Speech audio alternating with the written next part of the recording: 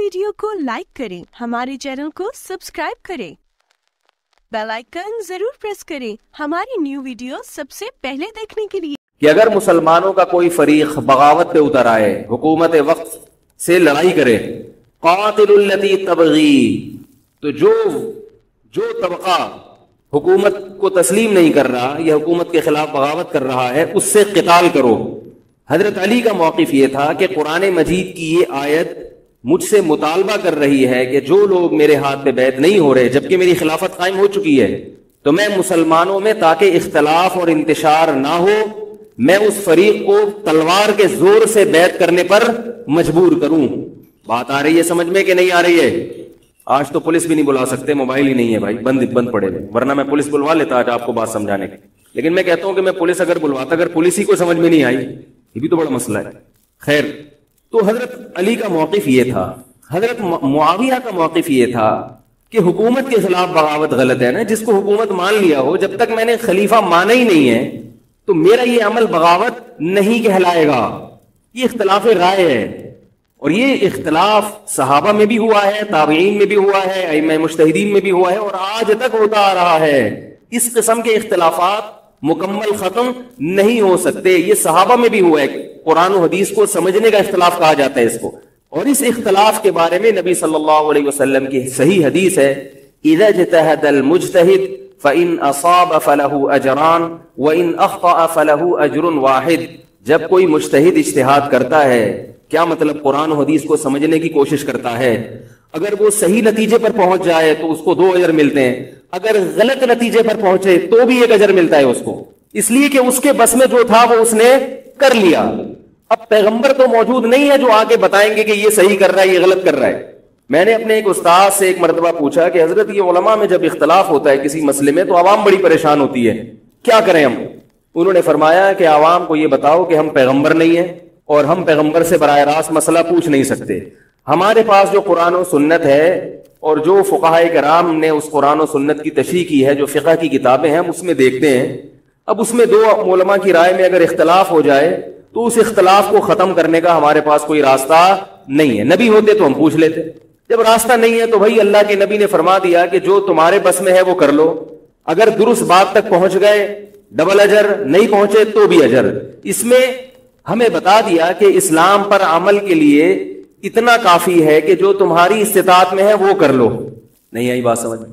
अब ये इख्तलाफ छोटे मसाइल में भी हो सकता है और बड़े मसाइल में भी हो सकता है। तीसरी भी एक जमात थी। ये 2 इख्तलाफ तो पता चल गए ना, हजरत अली का मौक़िफ़, हजरत मुआविया का मौक़िफ़। एक तीसरी जमात थी जो ये कहती थी कि ना हम हजरत अली का साथ देंगे ना हजरत मुआविया का, क्योंकि दोनों मुसलमान हैं, दोनों लड़ रहे हैं, मुसलमानों को हम लड़ता हुआ नहीं देख सकते। उनका मौक़िफ़ था, हजरत अली रज़ी अल्लाह तआला अन्हु एक सहाबी के पास गए और उनसे कहा कि आप मेरी जमात में शामिल हों और अहले शाम के खिलाफ मेरे साथ मिलकर लड़ें। वो सहाबी गए कि लकड़ी की तलवार उठा के लाए।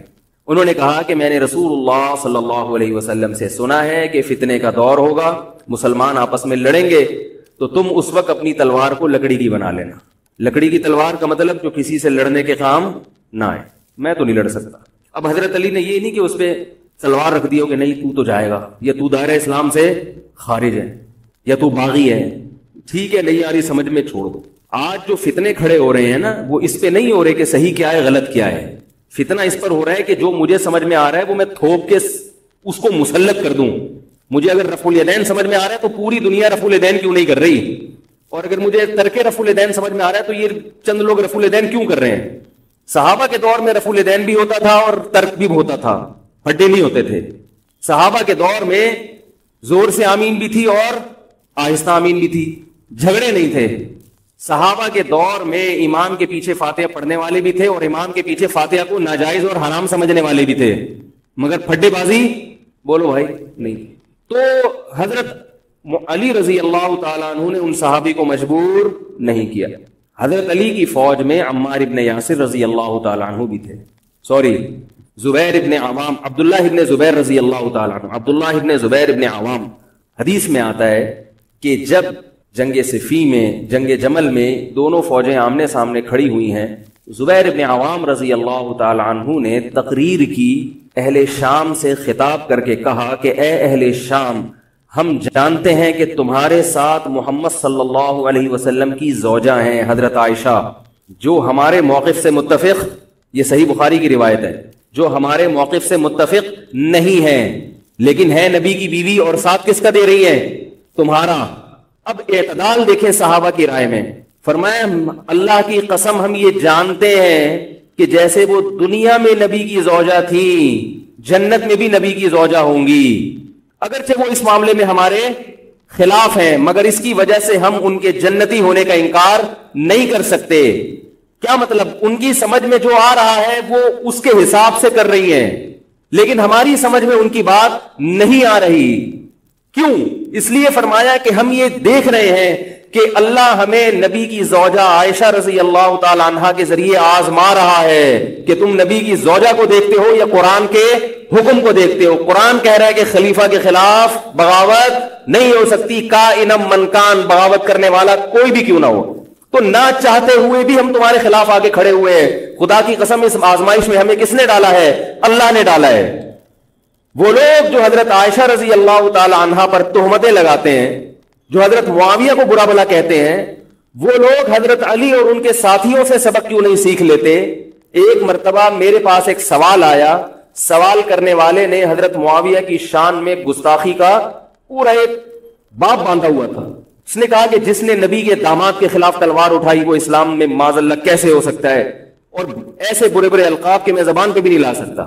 میری عادت ہے شارٹ کٹ جواب دینے کی، گل ویلے دی تے پھل موسم دا۔ اتنا ٹائم تھوڑی ہے کہ ہر آدمی کے سوال کو لے کے بیٹھ جائیں۔ میں نے کہا آپ کے جواب میں اتنا کافی ہے کہ یہ وہ الزامات ہیں کہ جس کے خلاف تلوار اٹھائی اس نے بھی یہ الزامات نہیں لگائے۔ مدعی سست اور گواہ چست، نہیں آ رہی میرا خیال ہے بس۔ جو حضرت علی کے ساتھ تھے انہوں نے تو یہ کچھ حضرت معاویہ کے خلاف نہیں کہا، انہوں نے وہ تو پھر بھی جنتی مان رہے ہیں، ایک دوسرے کی نماز جنازہ میں شریک ہو رہے ہیں، مال غنیمت کو تقسیم نہیں کر رہے، ایک دوسرے کی عورت پہ ہاتھ نہیں اٹھا رہے، احترام کر رہے ہیں، ایک دوسرے کے پیچھے جنگ ختم ہونے کے بعد نمازیں پڑھی جا رہی ہیں۔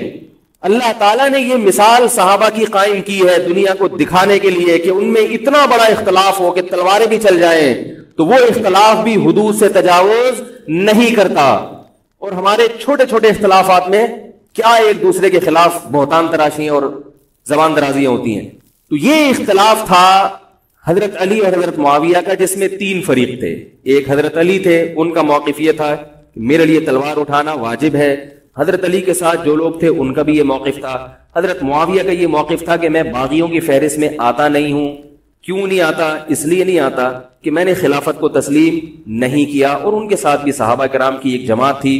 اور تیسرا موقف، بہت سارے صحابہ یہ تھے جو کہتے تھے ہم کسی کا ساتھ نہیں دیں گے، دونوں طرف مسلمان ہیں، ہماری تلوار سے کسی مسلمان کا خون ہو ہم یہ برداشت نہیں کر سکتے۔ ہماری رائے یہ ہے، اہل سنت والجماعت کی رائے یہ ہے کہ یہ ان تینوں فریقوں میں جو برحق تھے وہ حضرت علی تھے، کیونکہ حکومت تھی ان کے پاس۔ باقی جو دونوں فریق تھے صحابہ کرام کے، ان سے غلطی ہوئی ہے، مگر یہ غلطی اجتہادی ہے، یہ نفس پرستی والی غلطی، حکومت کی لالچ والی، دولت کی لالچ والی، یہ ہٹ دھرمی والی، یہ ضد والی غلطی بولو بھائی نہیں ہے۔ یہ وہ غلطی ہے جس کے بارے میں محمد صلی اللہ علیہ وسلم نے فرمایا کہ اگر مجتہد سے غلطی ہوتی ہے تو بھی اس کو اجر ملتا ہے، کیونکہ اللہ نے قرآن میں فرمایا فاتقوا اللہ ما استطعتم، اللہ سے اتنا ڈرو جتنی تم میں استطاعت ہے۔ تو ان کی جتنی سمجھ میں آیا انہوں نے اس حساب سے کیا۔ تو دو جنگیں ہوئی ہیں، جنگ جمل اور جنگ صفین۔ اب ایک اور بات ہے، تاریخی حقیقت ہے کہ دو جنگوں کے بعد حضرت علی رضی اللہ تعالیٰ عنہ کو خوارج نے شہید کر دیا۔ یہ وہی خوارج جو حضرت عثمان کے قاتل تھے، انہوں نے شہید کس کو کیا؟ حضرت علی کو۔ حضرت علی کی شہادت کے بعد حضرت حسن رضی اللہ تعالیٰ عنہ کی 6 مہینے تقریباً خلافت رہی۔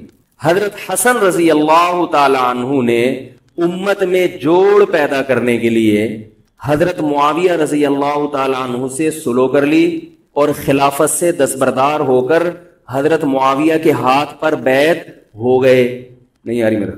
پولیس کو فون کریں یار، بہت اہم بات ہے یہ، اس کو اچھی طرح سمجھ لیں، اللہ کرے سمجھ میں آ جائے۔ تو جب یہ ہو گیا تو مسئلہ ختم ہو گیا نا۔ لوگوں نے حضرت حسن سے کہا، یہ میں بالکل مستند روایتیں پیش کر رہا ہوں، اس کے سب کے حوالے ہیں، اور بہت ایسا نہیں ہے کہ تاریخ کی کتابوں کے، یہ حدیث کی کتابوں کے سے پیش کر رہا ہوں. حدیث کا جو معیار ہے وہ تاریخی کتب سے بہت زیادہ ہوتا ہے. لوگوں نے حضرت حسن سے یہ کہا کہ یہ تو عار اور ذلت کی بات ہے کہ آپ کے والد نے جس کے خلاف 2 جنگیں لڑی ہوں تو آپ اپنے والد کی جس سے دشمنی رہی ہو بیٹا اس سے بیعت ہو رہا ہے. ہمارے ہاں اس کا تصور ہے. سیاسی لوٹے ہمارے ہاں بہت ہیں مگر وہ بھی دنیاوی مفاد میں دائیں بائیں لڑکتے ہیں. آخرت کی خاطر کوئی اپنے عہدے سے دستبردار ہو جائے یہ نہیں ہوتا. حضرت حسن اہل بیت میں سے ہیں. حضرت حسن بیعت ہو گئے کس کے ہاتھ پر؟ حضرت معاویہ. لوگوں نے کہا یہ عار اور ذلت کی بات ہے تو حضرت حسن کے وہ تاریخی الفاظ ہیں کہ میں دنیا کی ذلت کو جہنم کی آگ پر ترجیح دیتا ہوں. کیا مطلب؟ میں مسلمانوں کو آپس میں لڑتا ہوا نہیں دیکھ سکتا. میں نہیں لڑتا ہوا دیکھ سکتا. اب کوئی اس بیس پر حضرت علی پہ الزام لگائے کہ اس کا مطلب وہ لڑتا ہوا دیکھ سکتے تھے. بھائی ان کا جو موقف تھا جو ان کی سمجھ میں آیا وہ انہوں نے کیا. حضرت حسن کا موقف اپنے والد کے موقف سے مختلف تھا. یہ اختلاف رائے ہو سکتا ہے. ان کا موقف یہ تھا کہ بھئی حضرت معاویہ حکومت کے اہل ہوں یا نہ ہوں یہ ایک الگ بحث ہے. اگر میں ان کے مقابلے میں متوازی حکومت قائم کروں گا تو پھر مطالبہ ہوگا حضرت عثمان کے قاتل سے قصاص جو کہ ممکن نہیں ہے اور پھر یہ لڑائی آگے چلے گی. بہتر ہے کہ دستبردار ہو جاؤ کہ حضرت آپ ہمارے خلیفہ ہیں, آپ ہمارے امیر ہیں. نبی صلی اللہ علیہ وسلم اس کی پیشگوئی پہلے کر چکے تھے. حضرت حسن رضی اللہ تعالیٰ عنہ کے بارے میں فرما چکے تھے کہ اللہ میرے اس بیٹے کے ذریعے مسلمانوں کے 2 فریق میں صلح پیدا کریں.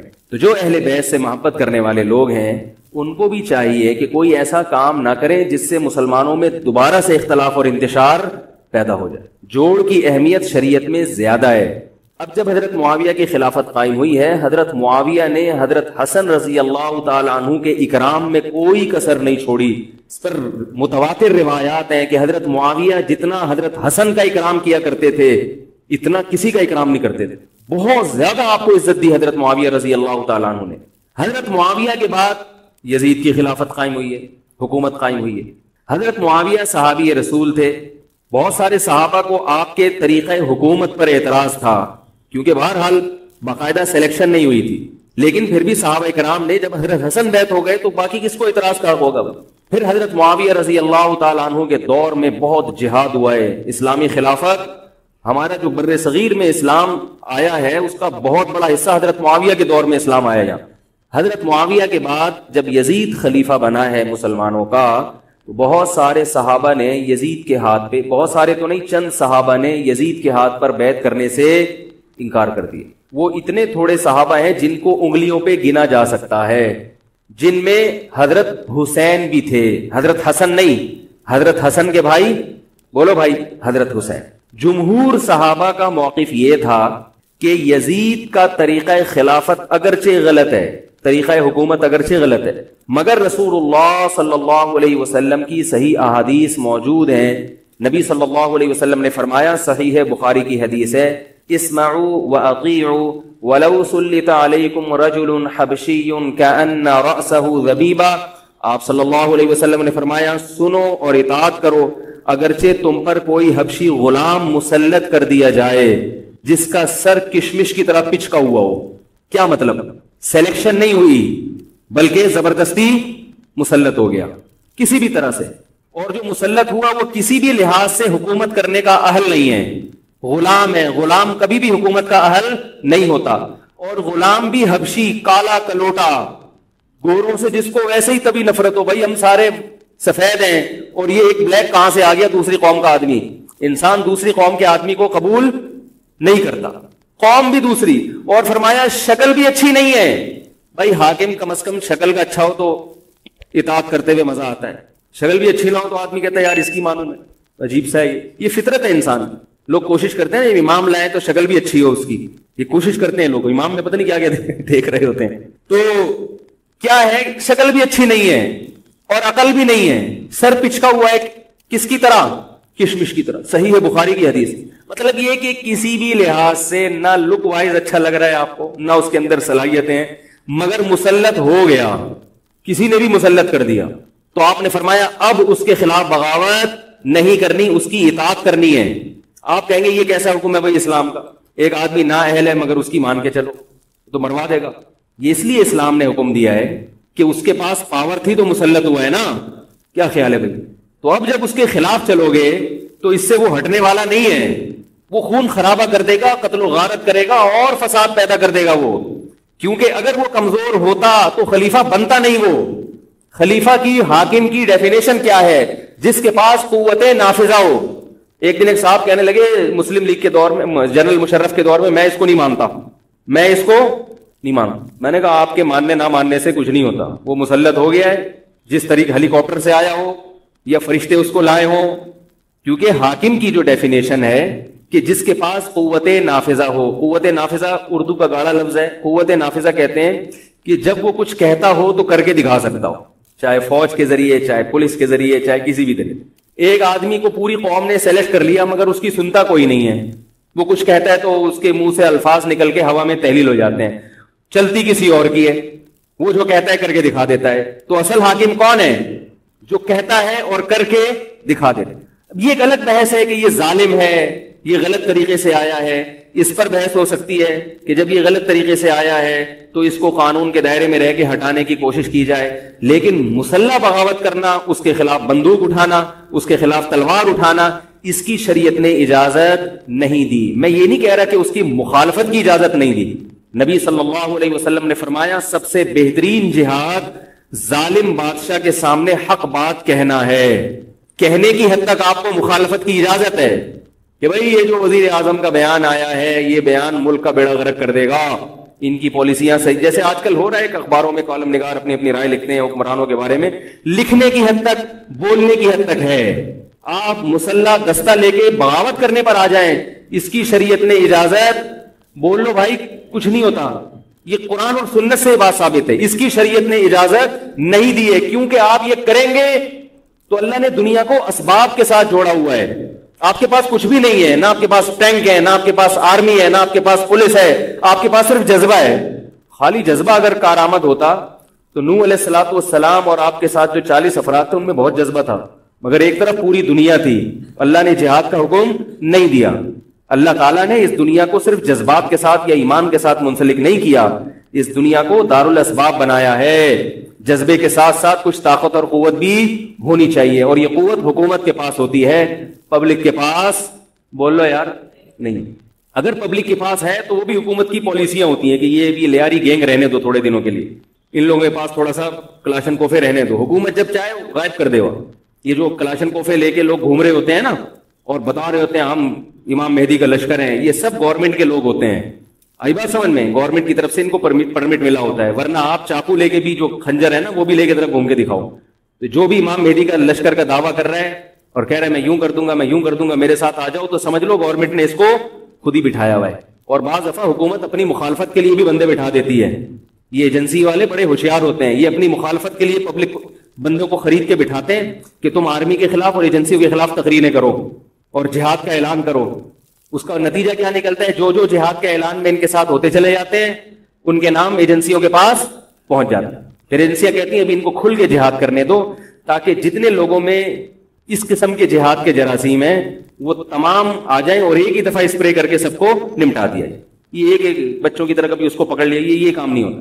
تو اس لیے کہہ رہا ہوں یہ جو نوجوان طبقہ ہے اس کو جہاد کے نام پہ الو بنانے والے ہر جگہ بہت ہیں. الو ضرور بنو مگر کسی اور عنوان سے بن جاؤ, جہاد کے نام پہ الو نہ بنو, کیونکہ کسی اور عنوان سے الو بنو گے اتنا نقصان نہیں ہوگا.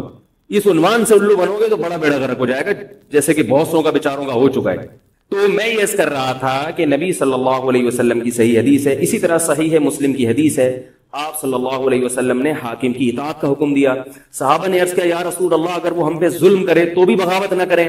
آپ نے فرمایا وَإِنْ ضَرَبُوا ظَهْرَكَ, اگرچہ وہ تمہاری پیٹھ پہ کوڑے مارے, ایسا ظالم ہو, پھر بھی بغاوت. یہ میں نہیں کہہ رہا, یہ محمد صلی اللہ علیہ وسلم کے الفاظ ہیں. کیوں؟ اس لیے کہ آپ صلی اللہ علیہ وسلم نے اتحاد پہ زیادہ زور لگایا ہے. بھائی حکومت ایک ہوگی جیسی مرضی لنگڑی لولی ہو, مگر مسلمان کی جو ایک یونائٹی ہے, جو ایک اتحاد ہے, وہ تو برقرار رہے گا نا. اگر آپ کمزور ہو گئے تو کتنا مرضی ایمان ہو, کمزور آدمی دنیا میں کہیں بھی نہیں پنپ سکتا. تبھی میں کہتا ہوں پاکستان کی قدر کرو, جیسا مرضی ہے, ایک مضبوط آرمی تو ہے نا, ایٹم بم تو ہے, جیسی مرضی آرمی ہو لیکن ہے تو نا. اگر یہ ختم ہو گئی اور نیک نیک لوگ آ گئے مگر اتنے پاورفل نہ ہوئے، وہ آپ کو انڈیا سے نہیں بچا سکتے، وہ آپ کو امریکہ کے شر سے نہیں بچا سکتے، کیونکہ اس وقت پوری دنیا پاکستان کی دشمن ہوئی ہوئی ہے سوائے چند ممالک کے، اور وہ جو ملک بچا ہوا ہے یہ میرے اور آپ کی تقریروں سے نہیں بچا ہوا، یہ ایٹم بم سے بچا ہوا ہے۔ اللہ نے دنیا کو اسباب کے ساتھ جوڑ دیا ہے، ایٹم بم بھی ہے اور پھر ایمان کی طاقت بھی ہے کسی حد تک، جو کہ بہت ہی شارٹ ہو گئی ہے ایمان کی طاقت، تو دونوں چیزیں چلتی ہیں ساتھ، صرف بم بھی کافی نہیں ہے۔ اللہ نے فرمایا اگر تم تقوی اختیار کرو گے تو اللہ تمہاری مدد کرے گا، ورنہ نہیں کرے گا، تو دونوں چیزیں ضروری ہیں۔ تو حضرت معاویہ کے بعد یزید کے بارے میں جمہور صحابہ کا موقف یہ تھا کہ یہ جیسا مرضی ہو، ظالم ہو، عادل ہو، یہ ایک الگ بحث ہے، مگر ہے بہرحال یہی، پاور کس کے پاس ہے؟ اسی کے پاس۔ حضرت حسین رضی اللہ تعالیٰ عنہ کا موقف یہ تھا کہ میں یزید جیسے آدمی کے ہاتھ پر بیعت کرنے کے لیے تیار، بولو بھائی، نہیں میں نہیں بیعت کرتا اس کے ہاتھ، کیونکہ یزید کے بارے میں خبریں تھیں، بعض کہتے تھے شراب پیتا ہے۔ حضرت مفتی محمد تقی عثمانی صاحب کا انہوں نے فرمایا ہے کہ کسی مستند روایت سے ثابت نہیں ہے شراب پینا، روایتیں ہیں مگر کوئی اوتھینٹک روایت نہیں ہے۔ تو اب نتیجہ کیا نکلا کہ حضرت حسین رضی اللہ تعالیٰ عنہ کے پاس کوفہ سے خطوط آئے، کوفہ کا گورنر تھا ابن زیاد، وہ بھی یزید کا آدمی تھا، بڑا ظالم آدمی تھا وہ، اہل کوفہ کے خطوط آئے کہ آپ آ جائیں یہاں پر، یہاں سب لوگ آپ کے ہاتھ پر بیعت کرنے کے لیے تیار ہیں۔ حضرت حسین کا خیال یہ تھا کہ اگر یہ سب تیار ہیں تو یزید کی حکومت بغیر لڑائی کے، بغیر بڑے قتال کے، مسلمانوں کے خون خرابے کے بغیر ختم ہو سکتی ہے۔ آئی بات سمجھ میں؟ جو انفارمیشن آپ کو ملی تھی، جو نالج آپ کو ملی تھی، وہ نالج غلط تھی۔ اگر وہ نالج صحیح ہوتی تو حضرت حسین کبھی کربلا کی طرف رخ نہ کرتے، کیونکہ حضرت حسین کا موقف بھی یہی تھا کہ مسلمانوں کی تلواریں آپس میں نہ چلیں۔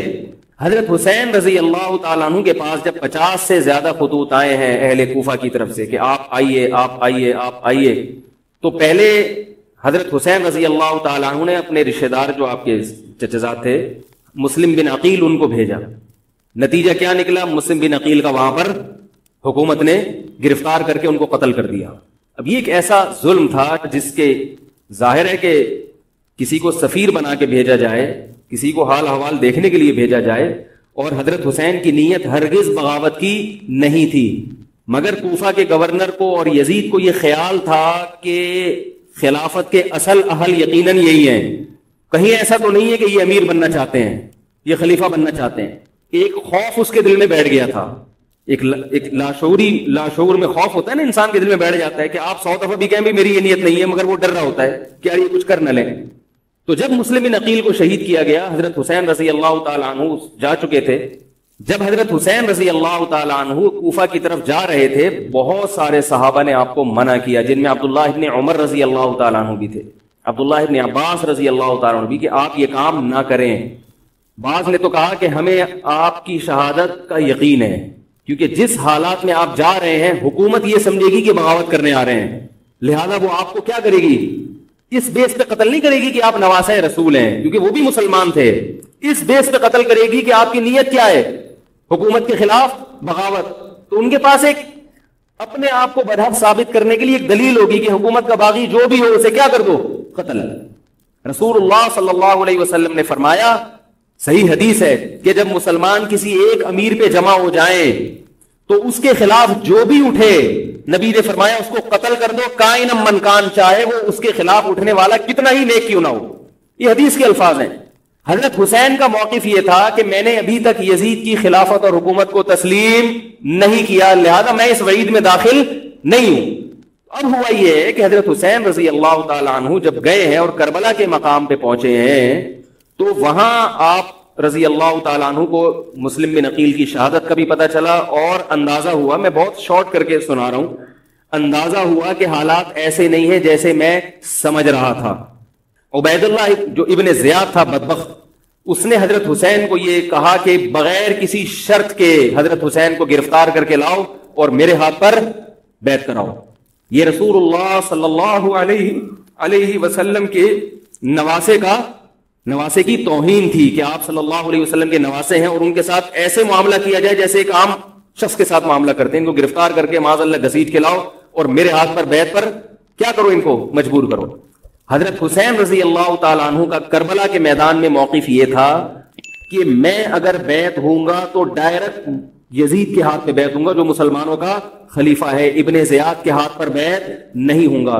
یہ بھی اس تاریخ کا ایک اہم پہلو ہے کہ حضرت حسین نے کوفہ جانے کا ارادہ ترک کر دیا اور کربلا سے شام جانے کا آپ رضی اللہ تعالیٰ عنہ نے ارادہ کر لیا۔ اور بعض مورخین نے لکھا ہے کہ حضرت حسین جو واپس آ رہے تھے تو وہ کربلا سے گزر رہے تھے، وہ واپسی کا راستہ ہی شام کا راستہ ہے۔ نہیں یاری بات میرا خیال ہے سمجھ، وہ جس ٹریک پر چل رہے تھے وہ راستہ کون سا ہے؟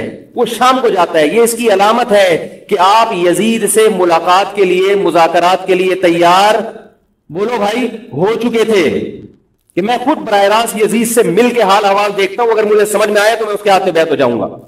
حضرت حسین رضی اللہ تعالی عنہ کا مقصد حکومت کے خلاف تلوار اٹھانا بولو بھائی نہیں تھا، ورنہ وہ اس کے لیے تیار نہ ہوتے۔ مگر جو ابن زیاد تھا اس نے حضرت حسین رضی اللہ تعالی عنہ اور آپ کے ساتھ جتنے اہل بیت تھے ان پر ظلم یہ کیا اس بدبخت نے کہ اس نے انہیں شام جانے کا راستہ نہیں دیا، اور اس میں اپنی توہین محسوس کی کہ میرے ہاتھ پر بیعت کیوں نہیں ہو رہے، اور لشکر بھیجا جس لشکر نے چاروں طرف سے حضرت حسین رضی اللہ تعالیٰ عنہ کو گھیرا۔ حضرت حسین نے کہا کہ میں عزت کی جو موت ہے اس کو ذلت کی زندگی پر ترجیح دیتا ہوں۔ کوئی بھی غیرت مند ہوتا تو اس وقت یہی کرتا کہ بھئی جب میں اپنے دعوے سے بھی دستبردار ہو گیا اور میں شام جانے کے لیے بھی تیار ہو گیا، اب میرا راستہ روکنے کی کیا حقیقت ہے؟ اللہ تعالیٰ کوفہ کے گورنر کے ذریعے حضرت حسین کا قتل کروانا چاہتے تھے تاکہ اس کی بدبختی ساری دنیا کے سامنے ظاہر ہو جائے۔ اگر حضرت حسین پھر بھی تلوار چلاتے، پھر بھی لڑتے، تو حضرت حسین پر یہ الزام لگایا جا سکتا تھا کہ معاذ اللہ آپ باغیوں میں ہیں۔ تو اللہ تعالیٰ نے اپنے نبی کے نواسے کو اس الزام سے محفوظ رکھا اور آپ نے لڑائی کا ارادہ ترک کر دیا۔ حضرت حسین نے کربلا کے میدان میں جو لڑائی لڑی ہے وہ اقدامی لڑائی نہیں تھی، وہ دفاعی لڑائی تھی۔ دیکھو جب حکومت آپ کو گھیر لے چاروں طرف سے، آپ کہیں ٹھیک ہے بھائی میں لڑائی سے دستبردار ہوتا ہوں، مجھے میرے گھر جانے دو۔ حضرت حسین کا ایک مطالبہ یہ بھی تھا کہ یا تو مجھے واپس جانے دو مدینہ، میں جہاں سے آیا ہوں وہیں جا رہا ہوں واپس، مکہ جانے دو یا مدینہ جانے دو۔ ان کا ایک مطالبہ تھا کہ نہیں، ان کو گرفتار کر کے لاؤ اور زبردستی ہمارے ہاتھ پر بیعت کراؤ۔ یہ ظلم تھا۔ نتیجہ کیا نکلا ہے کہ کربلا کے میدان میں آپ کو گھیر کر آپ کو بھی شہید کر دیا گیا، اور جتنے اہل بیت تھے مرد سوائے امام زین العابدین کے جو حضرت حسین رضی اللہ حضرت حسن کے بیٹے تھے، ان کے علاوہ جتنے بھی اہل بیت تھے ان سب کو قتل کر دیا گیا۔ اور یہ اسلامی تاریخ پر ایک بدنما داغ ہے یہ واقعہ کہ ایک اسلامی حکومت تھی اور اس کے اسلامی حکمران تھے، اور ان حکمرانوں کے ہاتھوں محمد صلی اللہ علیہ وسلم کے نواسے کا سر جو ہے وہ گردن اڑائی گئی ہے۔ مجھ سے خدا کی قسم یہ الفاظ ادا نہیں ہو رہے، میں اپنے جذبات پہ بہت زیادہ کنٹرول کر رہا ہوں۔ وہ منظر کیا ہوگا کہ جب نبی صلی اللہ علیہ وسلم کے نواسے آپ صلی اللہ علیہ وسلم کے نواسے کی گردن اڑائی گئی ہو، تو یہ بہت ایک اسلامی تاریخ میں ایک بدترین واقعہ ہے۔ لیکن بات یہ ہے کہ جب یہ واقعہ ہو گیا اور قتل کر دیا گیا، باقی جتنے بھی جو زندہ بچے تھے اہل بیت وہ یزید کے پاس لے جائے گئے۔ روایات میں آتا ہے کہ یزید نے ان کا اکرام کیا اور ان کو عزت کے ساتھ تحفے تحائف دے کر واپس کیا۔ یہ جو کربلا کے واقعات میں جو ظلم کی داستانیں اضافی بیان کی جاتی ہیں، اس کا مستند تاریخی روایات سے کوئی ثبوت بولو بھائی نہیں۔ اب لوگوں نے اپنی دکانیں چمکا لی ہیں، پانی نہیں تھا، کئی دنوں سے کھانا نہیں ملا۔ صحیح روایات سے ثابت ہے کہ حضرت حسین رضی اللہ تعالیٰ عنہ کربلا کے میدان میں وضو کر کے نماز پڑھتے تھے، تو پانی تھا تو، اور بعض نے یہ کہا کہ اہل بیت کی عورتوں کی عزتیں اچھالی گئی ہیں۔ آپ اس طرح کی باتیں کر کے اہل بیت سے محبت کا اظہار کر رہے ہو یا ان کی توہین کر رہے ہو؟ بولو بھائی۔ اگر کوئی عزت دار پاک دامن عورت ہو، بالفرض اس کی عزت پہ ڈاکہ ڈلتا ہے بالفرض، تو آپ اس بات کو چھپاؤ گے نا، آپ جھوٹ بولو گے، بولو گے نہیں بھائی اس کی عزت پہ کوئی آنچ نہیں آئی ہے۔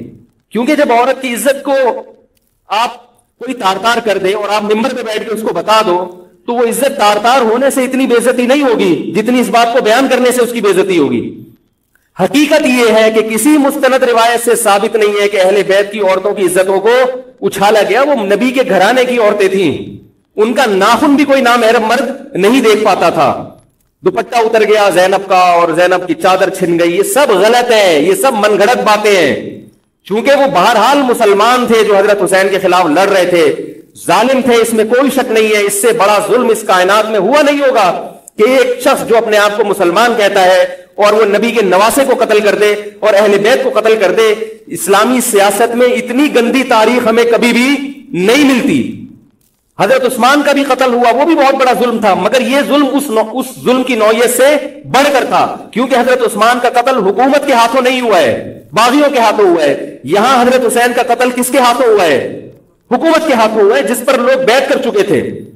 تو یہ اسلامی تاریخ میں ایک بہت بڑا بدنما داغ ہے، مگر اس کو بیان جس انداز سے کیا جاتا ہے اور جتنے قصے کہانیاں من گھڑت سنائے جاتے ہیں ان کا حقیقت سے تعلق نہیں ہے. ہماری نظر میں چاہے پانی بند کیا ہو یا نہیں کیا ہو، کھانا ملا ہو یا نہیں ملا ہو، ہماری نظر میں حضرت حسین رضی اللہ تعالی عنہ کا سر قلم کر دینا ہی کائنات کا بدترین ظلم ہے.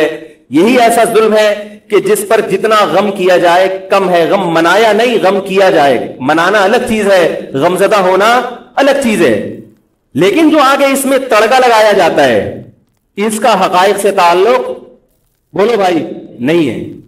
یہ دکانیں ہیں جو چمکائی، اس میں سب برابر ہے، شیعہ بھی سنی بھی. بہت سارے سنی علماء بھی کربلا کے واقعے کو بہت ہی بھیانک انداز سے بیان کرتے ہیں، اور مقصد کیا ہوتا ہے؟ پبلک کو رلانا. ایک رونا وہ ہوتا ہے جو خود سے آئے، اور ایک رونا ہوتا ہے باقاعدہ آپ کو آرڈر پہ رونے کے لیے اور رلانے کے لیے بلایا جائے. اور رمضان میں میں نے بتایا تھا نا کہ میں نے ختم قرآن پہ دعا کی تو مجھے رونا آ گیا، بہت زیادہ رونا آیا. اگلے دن ایک صاحب کہنے لگے مولوی صاحب آج بھی ایسی ایک دعا ہو جائے. میں نے کہا میں آرڈر پہ نہیں روتا، میں آرڈر پہ نہیں روتا. اب تو آ بھی رہا ہوگا تو نہیں آئے گا.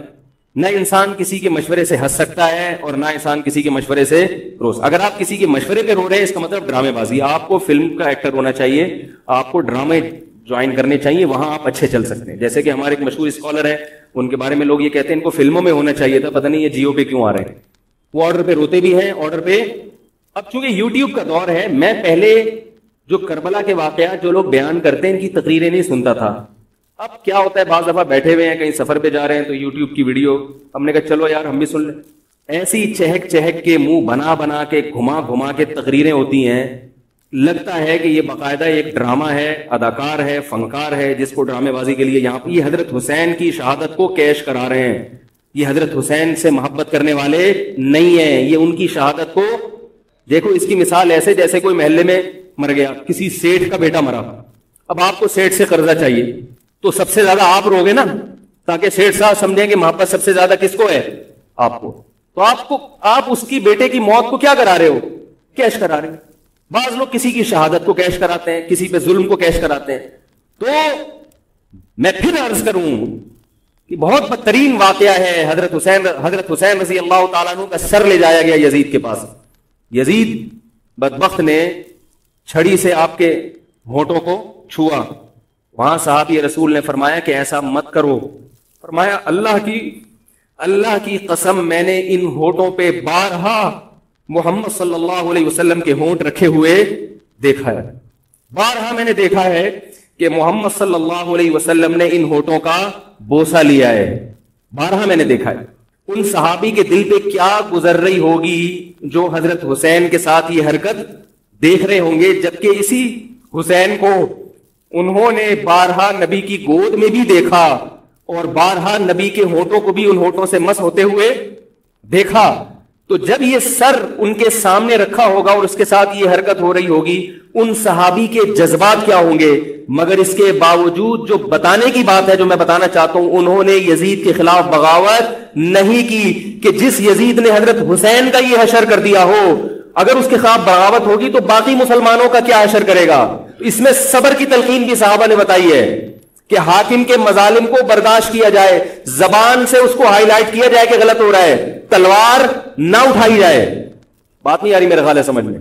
کیونکہ آج ایک واقعہ ہوا ہے، ورنہ کربلا جیسے درجنوں اور واقعات ہو جائیں گے. تو صحابہ کرام کی سیرت میں ہمیں ہر طرح کے اسباق ملتے ہیں. تو میں یہ عرض کر رہا تھا کہ یہ ہے وہ کربلا کا واقعہ جس کا میں نے آپ کو خلاصہ بیان کیا. اس کے بعد کیا ہوا ہے کہ یہ جو بنو امیہ کی حکومت تھی، اس کی وہ ویلیو صحابہ کرام کے دل میں نہ رہی جو پہلے کسی حد تک برقرار تھی. یہ بہت ایک حکومت کے خلاف لوگوں کے دل میں بغض پیدا ہو گیا اور بالآخر بغاوتیں شروع ہوئیں. لیکن جمہور صحابہ کا موقف پھر بھی یہی تھا کہ حکومت کے خلاف بغاوت جائز، بولو بھائی، نہیں. اور اسی طرح کے ظالم لوگ آتے رہے اور انہی کی اولادوں میں بنو امیہ میں اللہ نے پھر عمر ابن عبدالعزیز کو پیدا کیا. عمر ابن عبدالعزیز بھی انہی ظالم لوگوں کی اولاد تھے، مگر اسلام چونکہ قیامت تک رہنے کے لیے آیا ہے تو اللہ کو اپنا دین محبوب ہے، اللہ غیب سے انتظام کرتے ہیں. عمر ابن عبدالعزیز جیسے ہی حکومت میں آئے ہیں، خلیفہ بنے ہیں، آپ رضی اللہ تعالی عنہ نے وہ بنو امیہ کی جو جاہلانہ چیزیں تھیں ان سب کو ختم کر دیا. حکومتی ملکیت کو جو ذاتی خزانہ لوگ سمجھنا شروع کر دیا تھا اس کو ختم کیا. عمر بن عبدالعزیز کی ایک تاریخ ہے، ان کو 5واں خلیفہ راشد کہا جاتا ہے. علم حدیث کو مرتب کیا گیا، فقہ کو مرتب کیا گیا، حدیث کا علم ضائع ہو رہا تھا. آپ نے حکم دیا کہ اکتب ما کان من حدیث رسول اللہ صلی اللہ علیہ وسلم فإنی اخاف ضیاع العلم والعلماء. فرمایا مجھے علم اور علماء کے ضائع ہونے کا خطرہ ہے، محمد صلی اللہ علیہ وسلم کی حدیثوں کو ریٹن فارم میں لایا جائے. تو باقاعدہ پھر حدیث کو باقاعدہ جمع کیا گیا کتابوں کی شکل میں، اور آج ہمارے پاس وہ حدیث محفوظ ہیں. فقہائے کرام کا دور آیا تو اللہ تعالیٰ نے حضرت عمر بن عبدالعزیز کے دور میں امت کو الحمدللہ دوبارہ جمع کر دیا. عمر بن عبدالعزیز کے بعد پھر بغاوتیں ہوئیں، بالآخر بنو امیہ کی حکومت کا خاتمہ ہوا، بنو عباس کی حکومت آئی. مگر بنو عباس کی حکومت آنے سے بنو امیہ کی حکومت مکمل ختم نہیں ہوئی. وہی ہوا کہ آپ نے اچھی نیت سے بغاوت کی مگر اس کا نقصان زیادہ. وہ کیا ہوا؟ بنو امیہ بھاگ گئے، اندلس میں حکومت قائم کر لی اور ادھر بنو عباس کی. تو یہ تاریخ میں پہلا واقعہ تھا کہ اسلامی خلافت 2 حصوں میں ڈیوائیڈ ہو گئی. اس کے بعد آج تک ایک جگہ مسلمان جمع نہیں ہو سکے. کیوں؟ مسلمانوں نے اس حدیث کی مخالفت کی کہ امیر کے خلاف بغاوت، بولو بھائی، نہیں کرو. اب میں آپ سے ایک بات کہتا ہوں کہ بالآخر ڈیوائیڈ ہوتے ہوتے ہوتے ہوتے آج پتہ نہیں کتنے سارے اسلامی ملک بن گئے. پاکستان میں الگ ہے، سعودی عرب کی پالیسیاں الگ ہے، دبئی الگ چل رہا ہے، قطر اور سعودیہ کا پھڈا ختم نہیں ہو رہا. 1920 تک تو پھر بھی خلافت عثمانیہ تھی، اگرچہ پوری دنیا میں نہیں تھی. ہندوستان میں الگ حکومت تھی، خلافت عثمانیہ الگ تھی، اندلس میں الگ حکومت تھی، مگر پھر بھی مسلمانوں کی 3-4 بڑی بڑی حکومتیں تھیں جو ایک اور کسی حد تک ان میں اتحاد تھا. 1920 میں وہ بھی ختم اور اتنے سارے ممالک وجود میں آ گئے، سب کی الگ الگ پالیسیاں ہیں. اب جو آدمی خلافت کے نام پہ جہاد کی بات کرتا ہے وہ لوگوں کو ایک امیر پہ جمع نہیں کرے گا. جتنے ملک بن چکے ہیں نا ان کو مزید توڑ کے اگر یہ 20 ہیں تو 40 بنا دے گا. ان کو بہت مشکل ہے سمجھانا بھائی. اب اگر کوئی کہتا ہے نا ظالم حاکم کے خلاف تحریک چلاؤ، آؤ ہمارے ساتھ مسلح بغاوت میں شامل ہو، ہم حکومت کے خلاف تلوار اٹھائیں گے، تو نتیجہ کیا نکلے گا؟ یہ سارے مل کے ایک امیر نہیں بن جائیں گے. یہ اگر 20 ہے نا تو کتنے ہو جائیں گے؟ بولو بھائی 40. جیسے جو جماعت المسلمین بنی نا کہ 4 فقہ ہیں، حنفی، شافعی، مالکی، حنبلی، یمنی مانتے، تو سب کو ختم کرو، ایک بناؤ. تو اس ایک بننے سے یہ ختم نہیں ہوا بلکہ 4 کے بعد کتنے آ گئے؟ 5 ہو گئے. نہیں آ رہی بات؟ میرا خیال آ رہی ہے الحمدللہ. اور بھی جو بھی اس کی باتیں کر رہے ہیں نا امت کو اتحاد کے لیے آ جاؤ، میرے پاس آ جاؤ، تو وہ 6واں بنا رہا ہے، 7واں بنا رہا ہے، پھر 8واں بنا رہے ہیں، ایسے بنتے چلے جا رہے ہیں. او بھائی جو ہے وہاں بریک لگا دو، اللہ کا واسطہ روک دو ان کو. کوئی بات نہیں، 4 ہیں، جو جس کو فالو کرے ٹھیک ہے، کچھ نہیں ہوتا اس سے، ہمیشہ سے چلے آ رہے ہیں.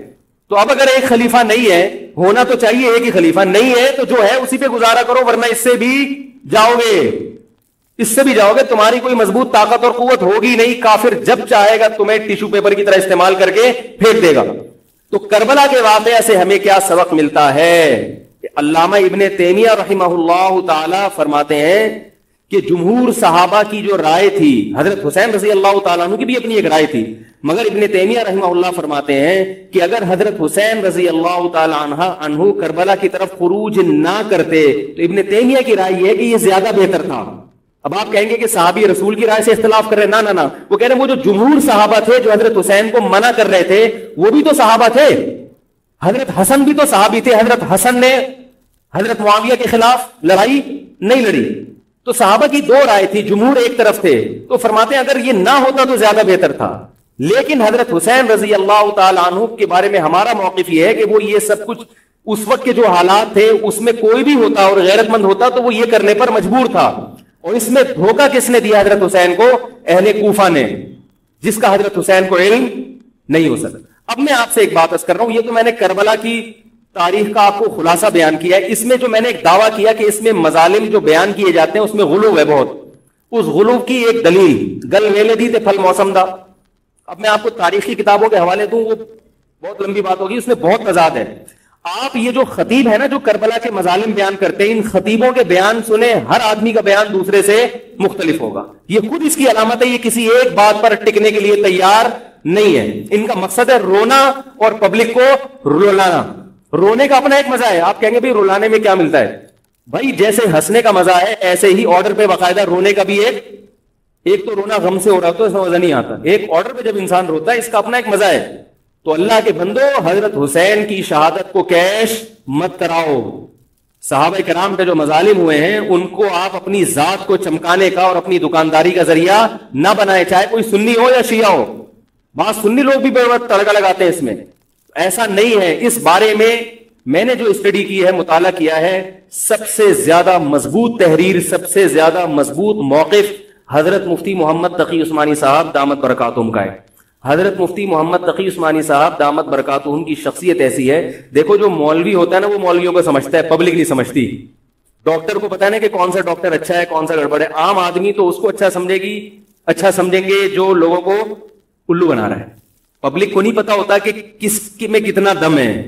اور بھائی سونار کو پتا ہوگا نا کہ یہ اصلی سونا ہے یا ہمارے جاننے والے ہیں کباڑ, وہ دھات پہ ہاتھ رکھ کے بتاتے ہیں پیتل ہے, سونا ہے, تانبا ہے, لوہا ہے, ہاتھ رکھ کے بتا دے گا. حالانکہ اس نے کسی یونیورسٹی سے کوئی کورس نہیں کیا, نہ کوئی سائنسدان ہے. وہ کام کیا ہے کباڑ کا, ساری زندگی یہی کام کیا ہے. تو جو مولوی لوگ ہوتے ہیں ان کی ساری زندگی اسی میں گزری ہوتی ہے, پڑھنے پڑھانے میں, بشرطے کہ ہوں بھی مولوی. روحانی علاج والے مولوی نہیں ہوتے, نام کے مولوی ہوتے ہیں. ان کو پڑھنے کے علاوہ دنیا کے سارے کام آتے ہیں. کتابوں سے ان کو نفرت ہوتی ہے, بس جھاڑ پھونک جن چڑیل وہ اسی سے دکانداری چمچاتے ہیں.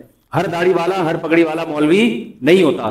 تو جو مولوی ہوتا ہے اس کو پتا ہوتا ہے کہ کون سا مولوی کتنے پانی میں ہے. تو میں تو نہیں دعویٰ کرتا کہ میں عالم ہوں, لیکن آپ لوگ تو مجھے مولوی سمجھ کے آئے ہیں نا, عالم سمجھ کے آئے ہیں.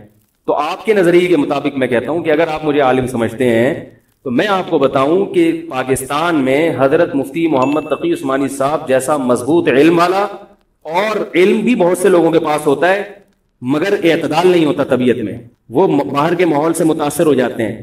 حضرت مفتی محمد تقی عثمانی صاحب دامت برکاتہم العالیہ وہ علم میں مضبوط بھی ہیں, اور ان کی جو زبان سے نکلے ہوئے الفاظ یا ان کے قلم سے لکھی ہوئی تحریر بہت ہی نپی تلی ہوتی ہے. ایک حرف بھی اس میں غیر ضروری نہیں ہوتا, اور ایک حرف بھی ایسا نہیں ہوتا جو ضروری ہو اور نہ آیا ہو اس میں. بہت کسی فرقے کی مخالفت بھی کرتے ہیں, بڑی تمیز سے کرتے ہیں. وہ ہم لوگوں کی کیا عادت ہوتی ہے, اب کسی کے خلاف چلو تو کوشش کرو دائرہ اسلام سے کسی طرح باہر نکل جائے. کوشش یہی ہوتی ہے, وہ نکل نہیں رہا ہوتا تو مجبوراً پھر اس کو مسلمان ماننا پڑتا ہے. کیا خیال ہے؟ کوشش یہ ہوتی ہے کہ اسلام کا جو دائرہ ہے وہ اس میں رہوں اور 2-4 میرے مرید رہیں, لیکن چونکہ پبلک اس کو مانتی نہیں تو مجبوراً ان کو بھی دائرہ اسلام میں داخل کرنا پڑتا. تو حضرت مفتی محمد تقی عثمانی صاحب کی جو تحریریں ہیں وہ بڑی جاندار ہوتی ہیں, ان کو پڑھا کرو اللہ کے بندو. عالم کا یوٹیوب سے نہیں پتہ چلتا کون مفتی ہے کون کیا ہے. حضرت مفتی تقی عثمانی صاحب کی پاکستان میں اتنی عزت نہیں ہے جتنا غیروں نے ان کو عزت دی ہے. سعودی عرب میں جاؤ, امام حرم ان سے مسائل پوچھتے ہیں. ایک صاحب نے مجھے بتایا کہ میں نے امام حرم کو 25 منٹ تک ان سے فون پہ بات کرتے ہوئے دیکھا اور ان سے مسائل پوچھتے ہوئے. عرب علماء ان کی قدر کر رہے ہیں, ملیشیا میں ان کی قدر ہے, پاکستان میں لوگوں کو ان کا پتہ ہی نہیں. میں یہ نہیں کہہ رہا کہ وہ ان سے کوئی خطا ہو ہی نہیں سکتی. تکافل کے معاملے میں حضرت مفتی محمد تقی عثمانی صاحب کی جو رائے ہے, تو میں تو بہت ہی چھوٹا آدمی ہوں, میں یہ نہیں کہہ سکتا, لیکن جن علماء کی رائے ان کے خلاف ہے میرا موقف بھی وہی ہے. میں تکافل کے معاملے میں حضرت مفتی تقی عثمانی صاحب کی رائے کو ہم لوگ صحیح نہیں سمجھتے, لیکن بہرحال اجتہادی اختلاف ہے, یہ نہیں کہ وہ غلط ہیں. ہماری رائے ہے کہ اس معاملے میں حضرت سے اجتہادی غلطی ہوئی ہے. میری نہیں, میں تو بہت چھوٹا آدمی ہوں ان کے مقابلے میں, لیکن ہمارے بڑوں کی رائے ہے.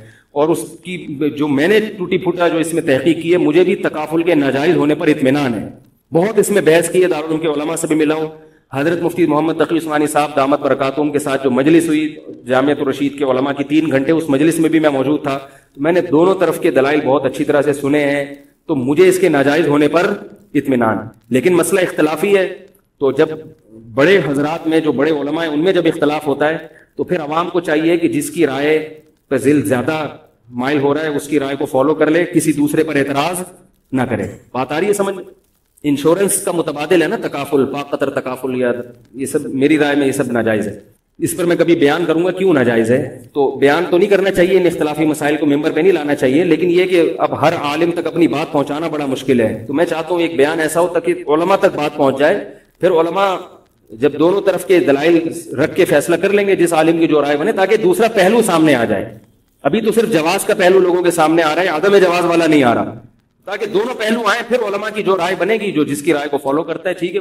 تو میں یہ کر رہا تھا, حضرت مفتی محمد تقی عثمانی صاحب بہت بڑے عالم ہیں, ان کی قدر کر لیں.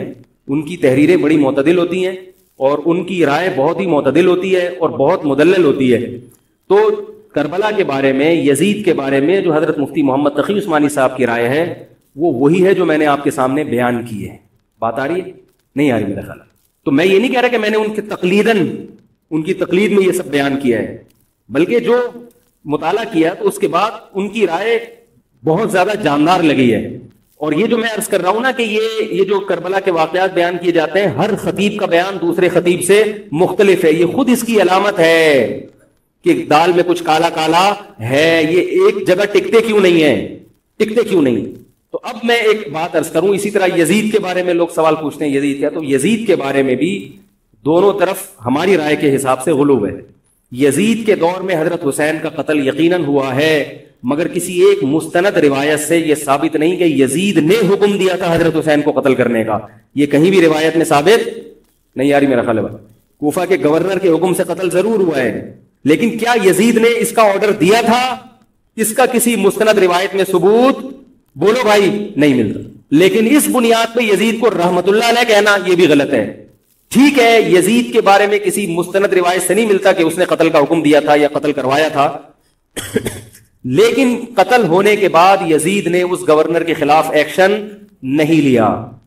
حضرت عثمان کے قاتلوں کے بارے میں تو یہ تھا کہ ان کو لٹکایا جائے, حضرت حسین کے قاتلوں کو کیوں نہیں لٹکایا. نہیں یاری بات سمجھ. تو یہ جرم بھی ہے کہ حکومت, ممکن ہے یزید کہہ سکتا ہو کہ میرے بس میں نہیں